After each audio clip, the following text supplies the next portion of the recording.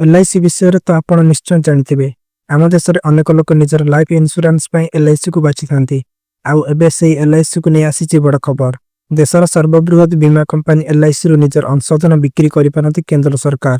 Report अनुसार LIC रे थिबा निजर अंशधन भितर 3% अंशधन केंद्र सरकार बिक्री करिपारती जोंथिरे कि मोतीलाल ओसवाल आउ IDBI कैपिटल बैंक रो भूमिका नै पारंती। LIC रे एबे केंद्र सरकार मोट 96% अंशधन रही जहाँ भितर 2.5 रु 3% शेयर को केंद्र सरकार बिक्री करिपारती जहाद्वारा कि सरकार लाभवान हेबे बोली मध्य कहा जाउची। यह पूर्व मार्केट को रेगुलेट करथिबा सेबी एने LIC सूचना देथिला।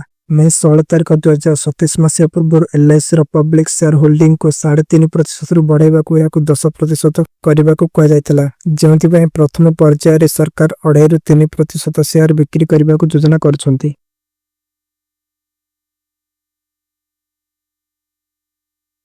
तेबे एबे भी सरकार पाखरे LIC रो 96% शेयर रही। 3 वर्ष तले सरकार निज शेयर 3% शेयर को IPO जरिया